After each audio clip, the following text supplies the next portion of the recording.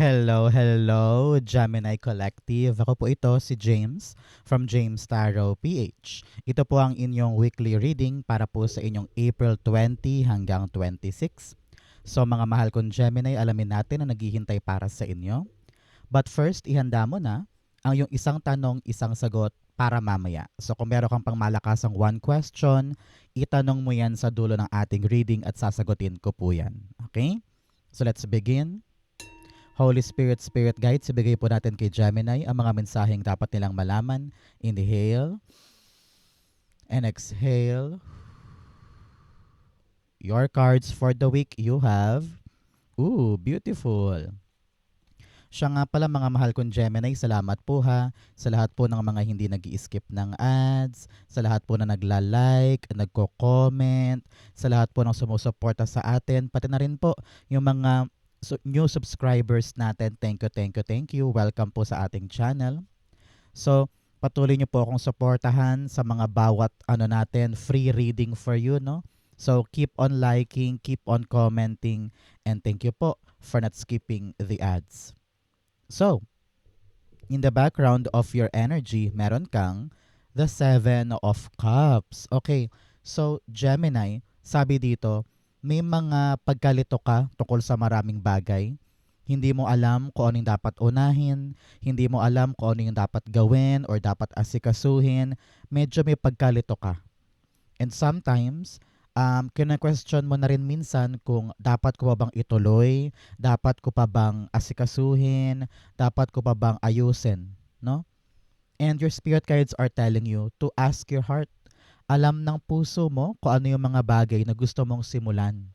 Magsimula ka sa kutob, magsimula ka sa tawag ng damdamin. Kasi kung ano yung pinakamalapit sa puso mo, kung ano yung magaan sa pakiramdam, yun ang unahin mo. Dahil nararamdaman ko dito na doon ka talaga mag-excel, doon ka talaga lalago, at doon ka talaga parang gaganahan. No? Alam ko maraming mga options sa paligid, maraming mga pagkakataon sa paligid na pwede mong mas kunin, na maaaring mas maganda yon, mas maganda to, mas okay yon. Pero ano ba talaga ang tawag ng damdamin ni Gemini? Yun ang unahin natin this week, okay? Ramdam ko rin dito na sobra kang busy, no? Kaya parang sinasabihan ka ng yung spirit guides na one at a time, one at a time. Isa muna ang asikasuhin mo ngayon at huwag sunod-sunod, huwag sabay-sabay para hindi ka naman ma-burn out at para hindi ka rin naman masyadong mahirapan, okay? Here, in your core energy, meron kang the World card. Si World card sinasabi dito, Gemini, na kompletuhin mo na kung ano yung mga bagay na dapat nang kompletuhin. Ramdam ko dito na marami kang sinisimulan pero hindi lahat tinatapos o hindi mo lahat kinokompleto. Parang pass your papers, finished or not finished. Ikaw, nasanay ka minsan na not finished, pinasa mo na agad, no? So panahon to for you to really cultivate the practice na isa muna aasikasuhin ko, tatapusin ko yon bago ako lilipat sa iba. Nang sa ganun, mas productive ako at hindi ako masyado magiging frustrated, no, sa mga bagay-bagay.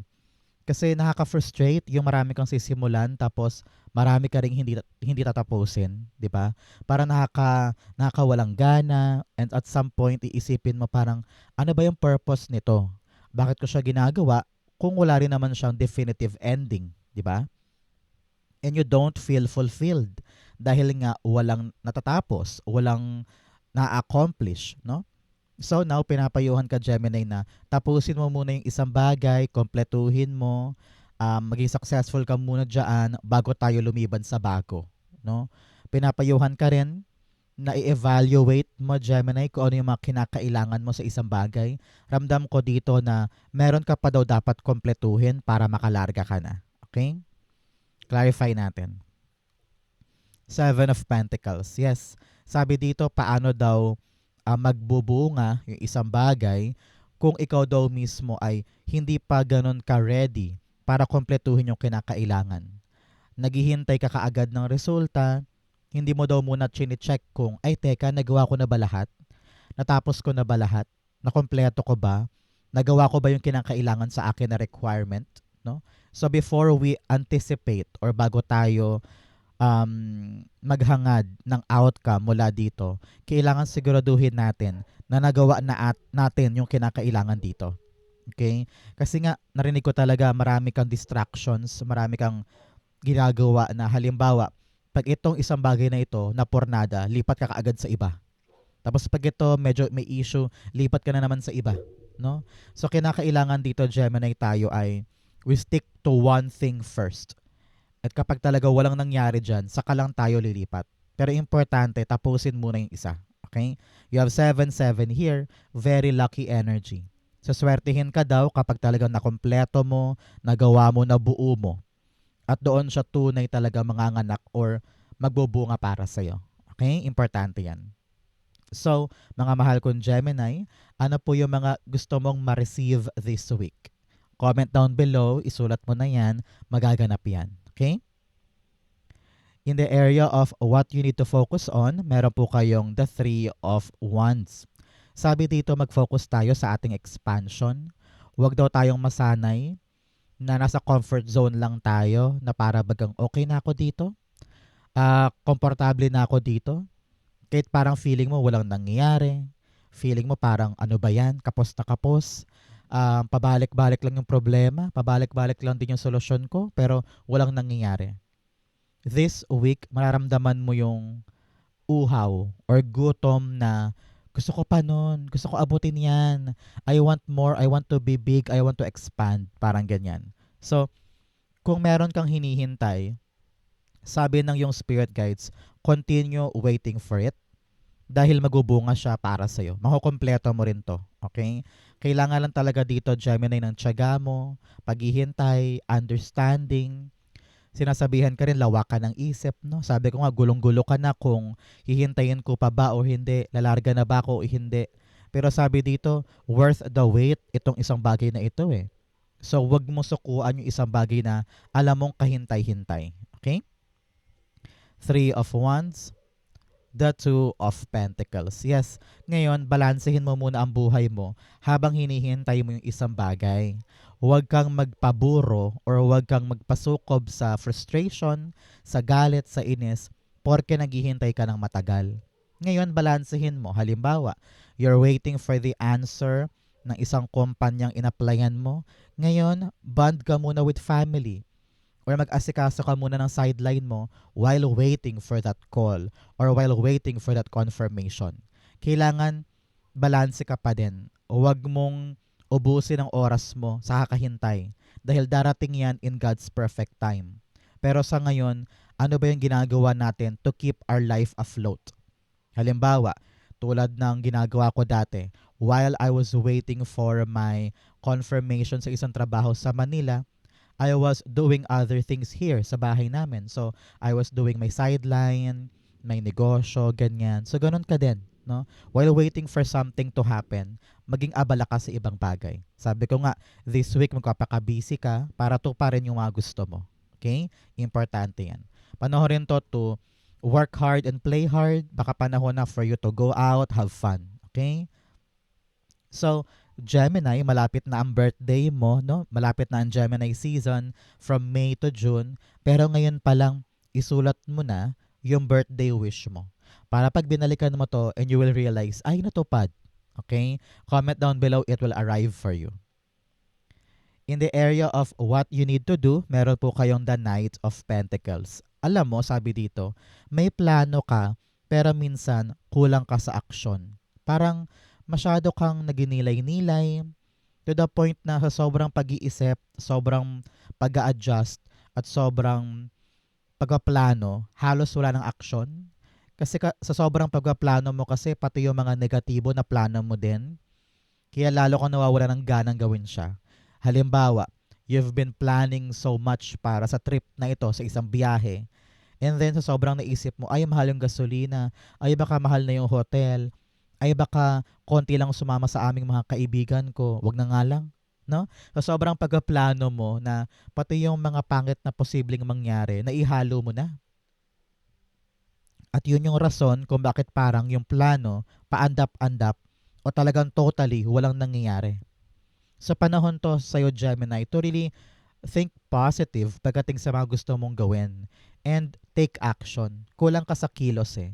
Sa panahon to para pataasin yung kumpiyansa mo, ilaban yung plano, and take charge. Okay?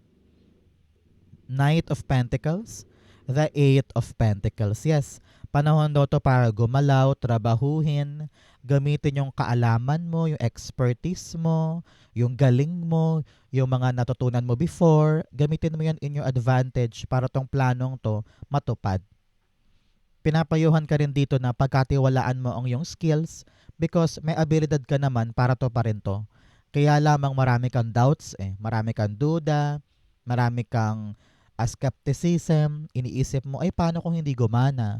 Paano kung masira lang? Paano kung mag-fail? Paano mo malalaman kung wala kang gagawin, di ba? So it's all about you working on your plan. Medyo pinapayuhan ka dito, Gemini, na i-double check mo daw yung plano mo to see kung talagang doable ba siya, practical, at kayang-kaya ng katawang lupa mo or budget mo. Narinig ko dito na meron kang mga dapat baguhin pa para mag-swak na sa'yo yung plano. Okay? In the area of what's affecting your current energy, meron kang the Ace of Wands. Okay. Sabi dito, yes, talaga namang confirmed. May bagong pagkakataon na darating para sa'yo. Either may bagong taong darating, a new friend, a new lover, a new inspiration, or a new admirer. Pwedeng ganyan. And very, very exciting siya. Very mabait, very spontaneous, masarap kasama. So nakita ko dito na parang you're giving this person a chance. Sa dinami-dami ng mga possible suitor dyan or possible na pag-ibig na darating. Kita ko dito na papasukin mo siya sa buhay mo. But for others po dyan na hindi naman love life ang issue, nakita ko dito na yes, there will be a new opportunity na may papanganak dahil bunga ito ng mga hinihintay mo. No?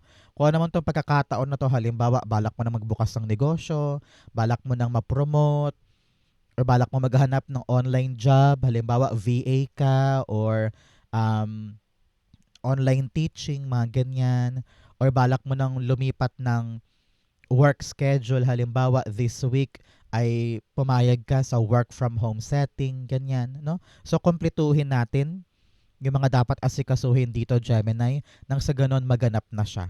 O kaya, halimbawa, lilipat ka ng bahay, meron ka ng pinurchase na bagong titirhan, kailangan lahat ng dokumento kompletuhin para talagang magbunga itong move na ito.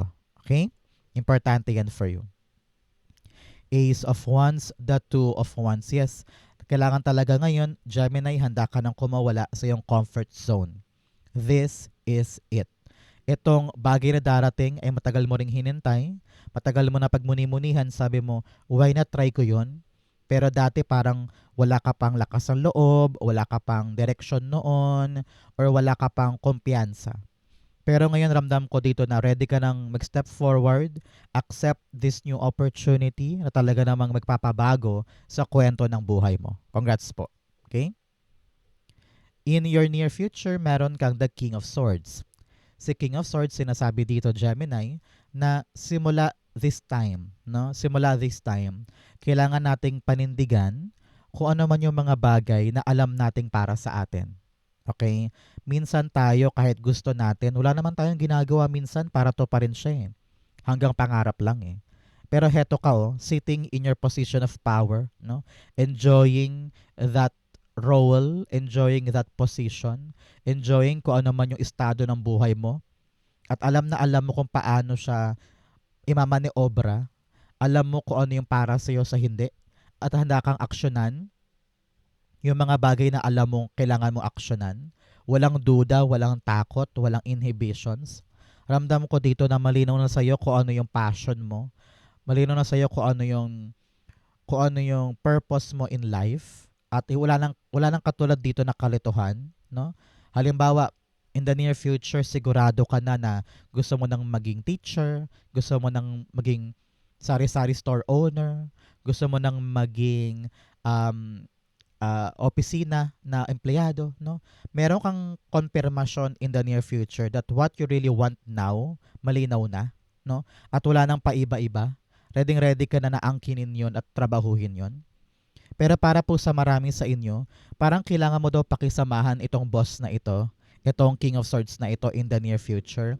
Parang medyo, ano siya action-oriented, gusto niya agad mabilis, very perfectionist, very cold, hindi masyadong maimikin, no? Pero masarap siyang katrabaho dahil very, very efficient siya sa katalagang professional. Yun nga lang talagang kailangan mo siyang sabayan. Okay? King of Swords, the Tower card. Yes, this person will really change how you view your work, will really change your work ethic, at talaga namang gaganahan ka to be like this person, kung babae man to o lalaki. Talagang magaling siya sa kanyang ginagawa at ikaw parang, huy, gusto ko siyang i-emulate, gusto ko siyang gayahin, gusto ko siyang tularan. So, siya yung ehemplo mo para maging mas mapabuti, mapaganda ang buhay. But for many, many of you, Gemini, pinapayuhan ka dito na once alam mo na kung ano yung para sa'yo, sigurado ka na kung ano yung dapat mong panindigan, diyan magsimulang magbago ang buhay mo. Alam mo na gamay mo na And hindi ka na katulad dati na litong-lito, paiba-iba, or puro, puro doubt. Pero dito, dahil you're so sure of yourself, talaga namang nagbago yung direksyon ng buhay mo. Congrats po. In your challenge, meron kang the Sun card. Si Sun card sabi dito, alam mo, panahon to think positive.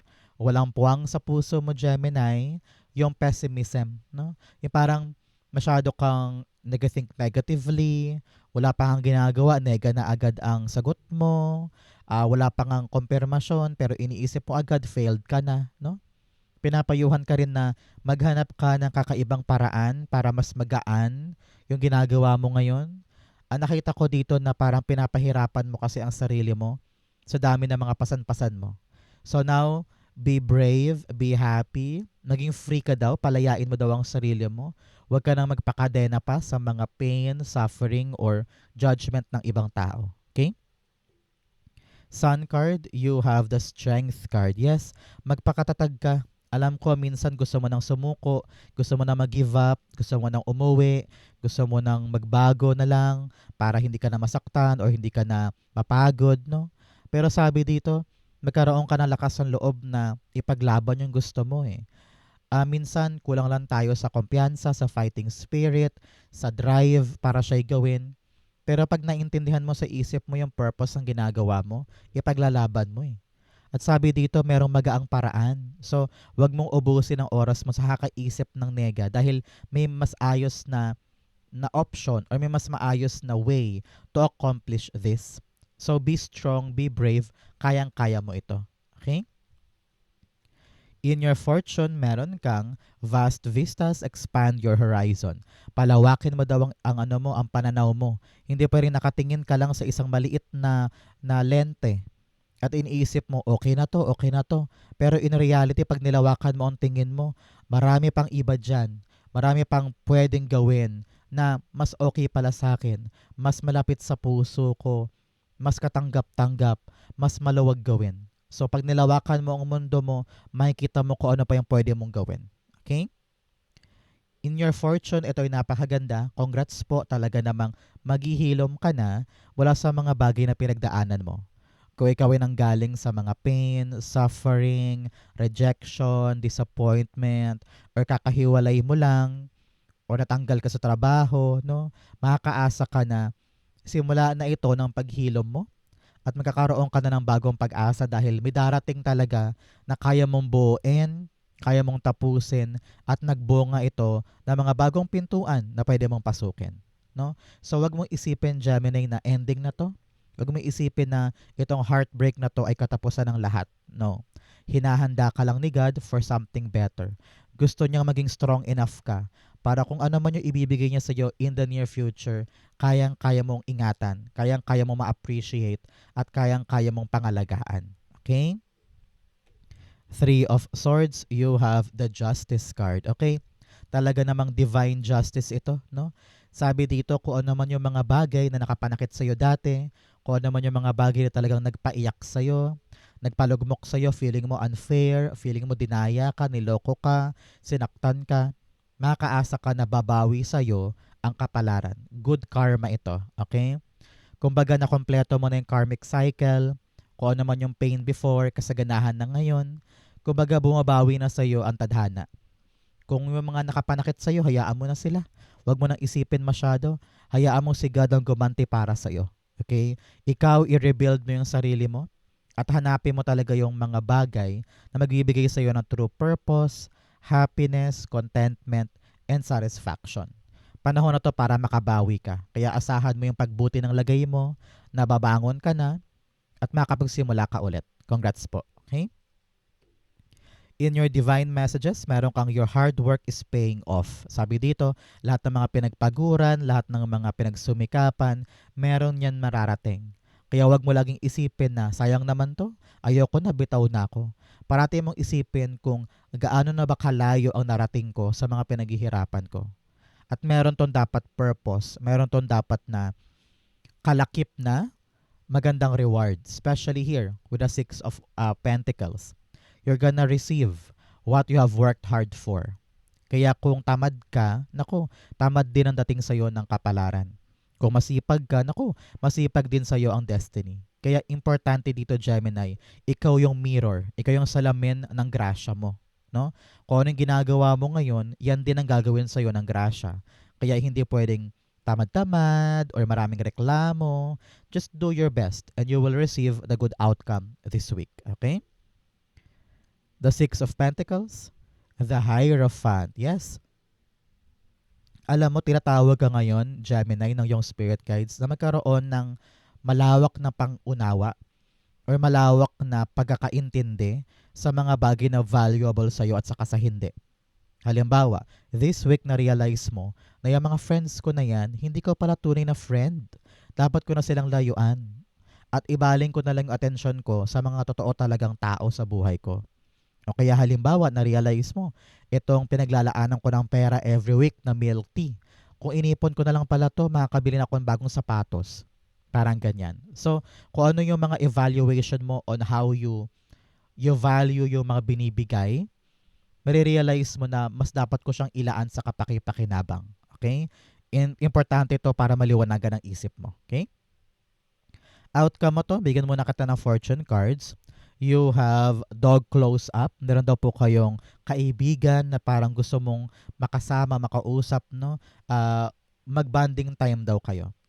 You also have teardrops, great personal sorrow. Yes, marami kang mga bibitawan, iiwanan, lalayuan, marami kang babaguhin. Umpisa, mahirap mag-adjust na yan, pero ganoon talaga. Kailangan mag-adjust, kailangan mag-let go para pumasok yung mga bagong bagay.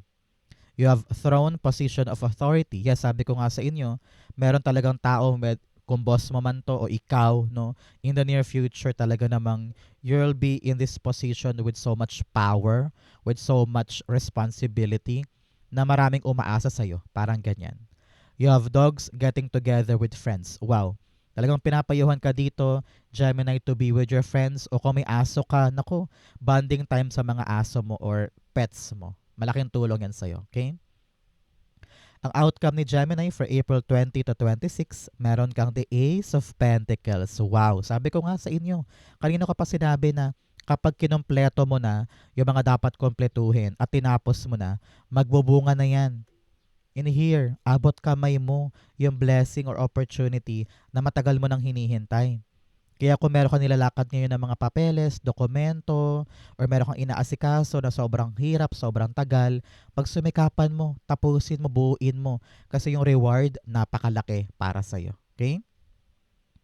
Ace of Pentacles, you have the Knight of Pentacles. 2 beses po lumabas si Knight of Pentacles. Talaga namang sinasabihan ka dito na basta buo yung plano, matino yung aksyon, at talaga namang dedicated ka sa isang bagay, iyong-iyo yung reward. No? Kumbaga, hindi na uwi sa wala yung mga pinaghandaan mo. Kaya talagang pinapayuhan ka ngayon pa lang na plan hard, plan meticulously, plan clearly, nang sa ganun bawat hakbang mo tama, patulay doon sa yung blessing. Okay? So, huwag kang tumingin lang dyan at nasa isip lang lahat ng plano. Kailangan nating umaksyon para masungkit natin ito. Okay? Maganda yan para sa'yo. So, Gemini, dumako na tayo sa yung isang tanong, isang sagot. Close your eyes. Concentrate on this one question. Okay? Oh, may tumapon. Kunin natin. Ace of Wands. Inhale and exhale. The answer to your question, you have Ace of Wands, the Six of Wands, and then the Two of Pentacles. At the bottom of your deck, meron po kayong the Queen of Cups. Ngayon, gusto mong mapanatag sa question mo. Naghahanap ka ng konkretong sagot para masabi mong tama tong ginagawa ko, okay to, relax lang ako, everything will be fine. Pero you want someone to tell you that. You want a confirmation.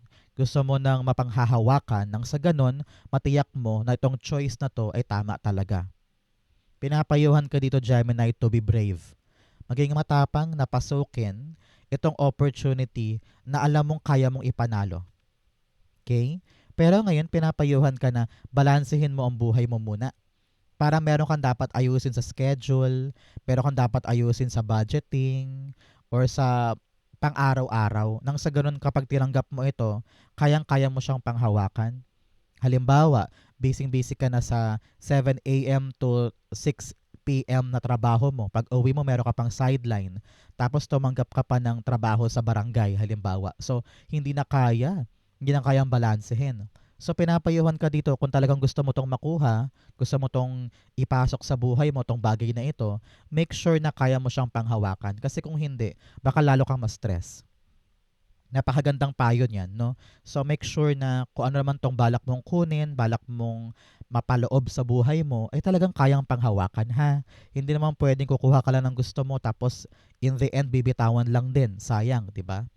So, kailangan dito kayang-kaya mo siyang panindigan at talagang tunay kang payapa sa desisyon na ito. Kung ang question mo yes or no, the answer is yes. Maganda naman siya eh. Napakamalaking chance ito at opportunity para magtagumpay ka. Ramdam ko dito na dito ka mag-excel, dito ka uunlad, dito ka magiging matagumpay kung balanse ang buhay. Kailangan kaya mo rin tong panindigan at pag-focusan. Kasi kung hindi, baka malusaw, baka masayang, di ba? So, balance your life sa pagpasok nito and everything will be fine. Congrats po. Okay? So, Gemini, yan po ang inyong isang tanong, isang sagot. Ganon din po ang inyong April 20 to 26. Saan po kayo nakaresonate? Comment below. Babasahin ko po yan. Thank you, Holy Spirit, Spirit Guides, for the clarity and messages na dapat malaman ng mga Gemini this week. Thank you po for watching hanggang dulo. I love you. This has been James for James Taro PH. God bless everybody.